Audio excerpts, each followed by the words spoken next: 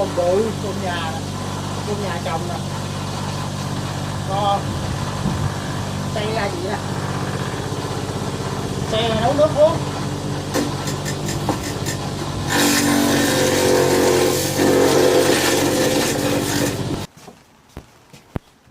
Ok, đây mình làm cái máy sắt cái bơm.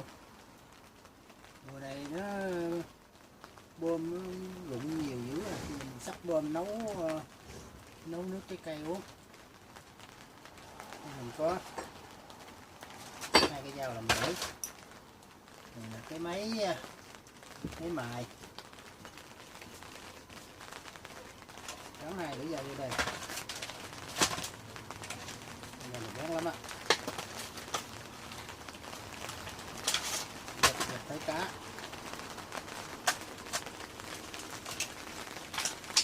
Gắn vừa đó.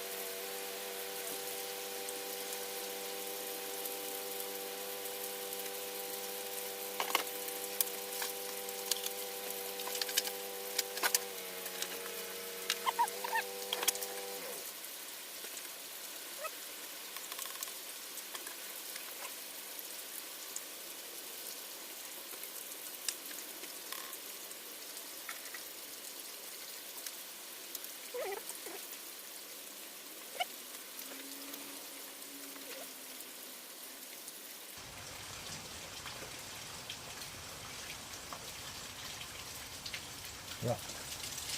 Xong, lưỡi dao xong rồi đó. Vậy thôi.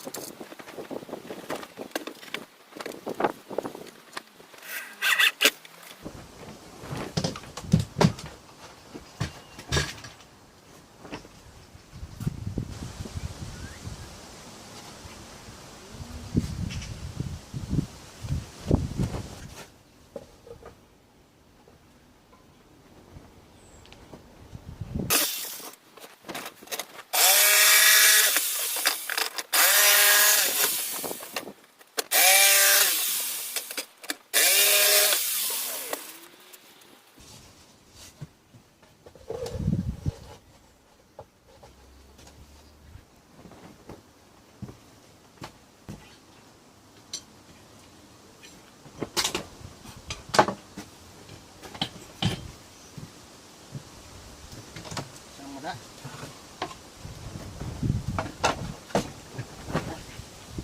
Vào đó.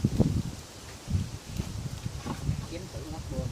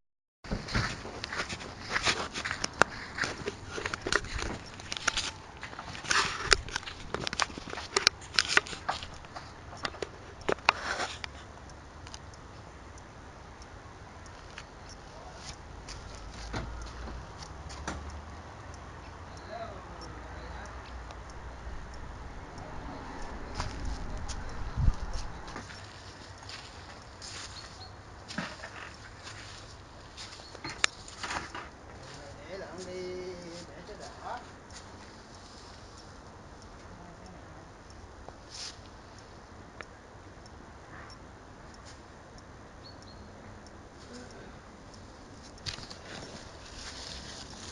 Khiết phê bơm trái chưa, gãy nhánh hết trơn rồi đó.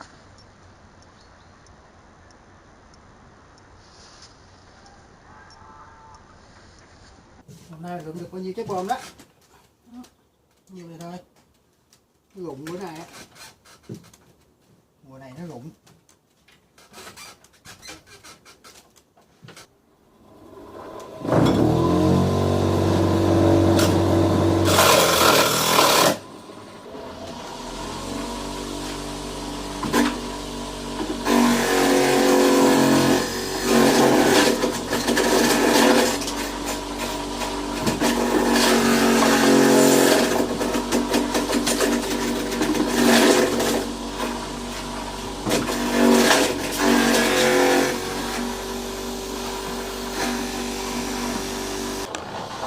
Cái bom bự, bom nhà nè, bom nhà trồng nè, con cây ra gì nè,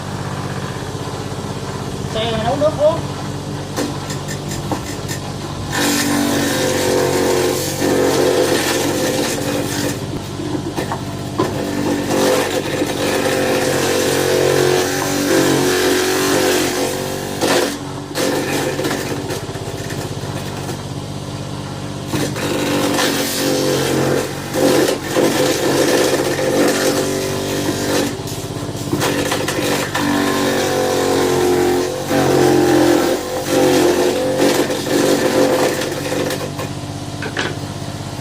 Biết à, vậy nấu với ta, cái nhỏ thì không cần xay, cái này phải xay, cái bự quá à, nấu không ta.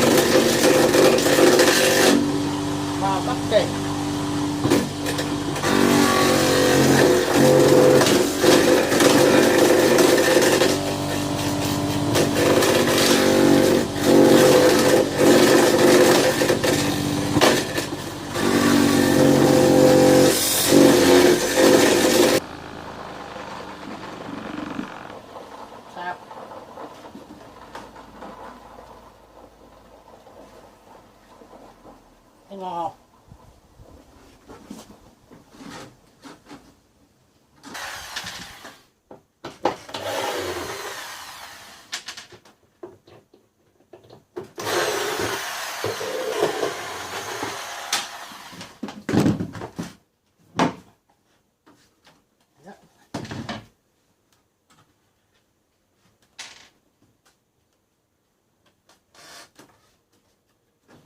đó.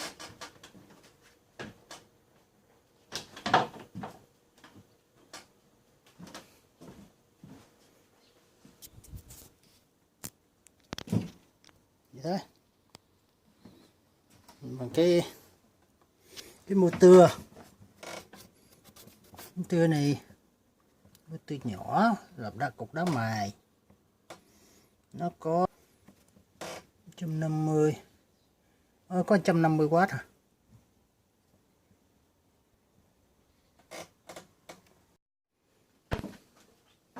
Bao nhiêu đây? Một thao. Cái nồi nấu nước trái cây á, có 3 ngăn.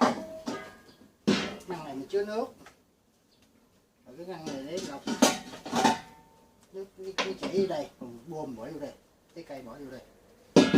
Ok. Giờ mình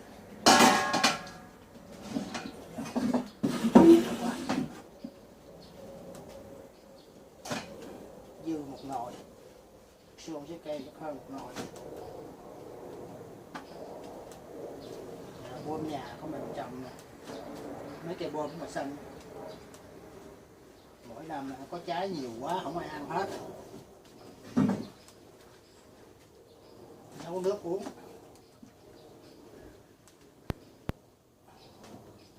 Cái nồi này nấu trái cây rừng, nếu nấu trái cây rừng thì mình không cần xay, bị trái nó nhỏ, vỏ nó mỏng, còn trái bơm nó bự quá phải xay nó ra. Thì có cái máy này xay tiện hơn, chứ ngồi mà sắt lát mỏng mỏng thì lâu lắm. Sắt lát mỏng mỏng vậy thì nó mới ấy, mỏng gì đó nó mới tan, mới chảy ra nước hết được, còn dày quá nó không chảy.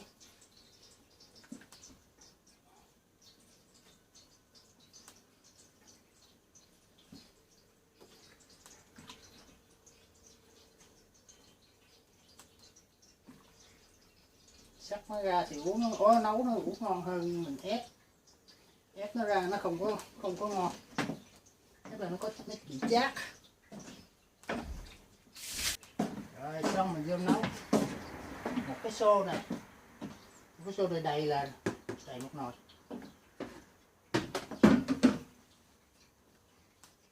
Để nắp dừa mà dừa để nắp dừa luôn. Một nồi này nấu khoảng 5 lít 4 lít 4 lít mấy.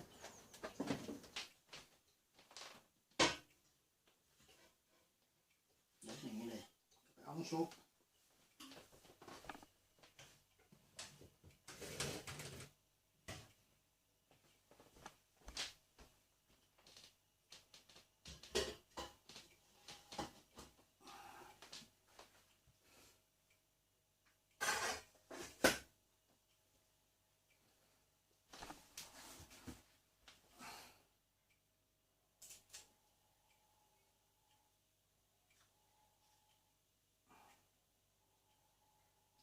Kẹp khóa lại cho nó ra.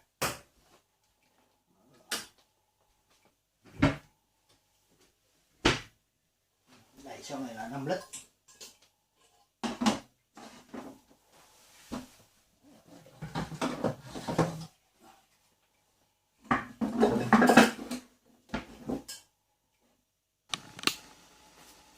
Đậu chảy nước gà đó.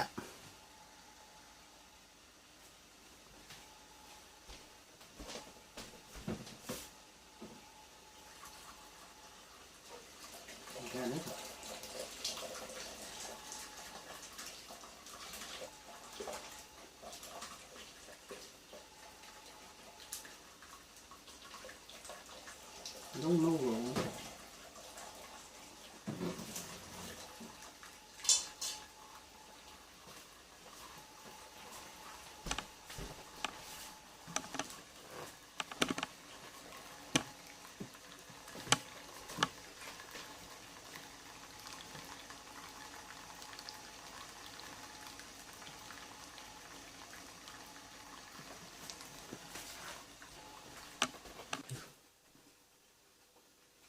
Được bao nhiêu rồi đó, nửa son á, có 2,5 lít, mới nấu khoảng hơn nửa tiếng.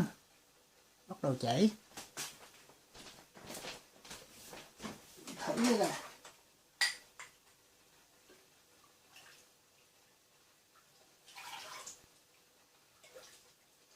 Còn nóng nó uống chưa ngon mà mình uống thử à.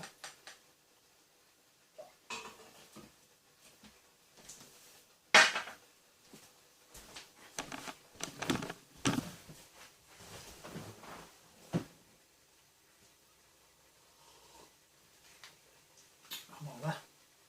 Không cần bỏ đường cũng ngọt. Còn nóng mình bỏ tủ lạnh uống ngon. Ngon á. Đây là cái chai nước cũng là trái bơm mà ở ngoài chợ nó bán. Nó ngọt hơn cái nước này nhưng mà nó không ngon. Nó không được nguyên chất. Cái này nguyên chất 100%, cái này không chắc thì nguyên chất này có đường, cái này không có đường, không có gì hết.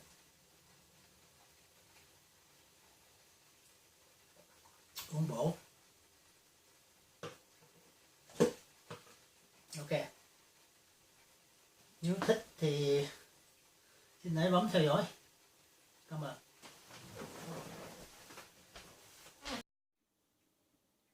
Gần đây cho khoảng 4 lít, nhưng mà nó còn chảy nữa, chắc cũng khoảng chừng nửa lít nữa.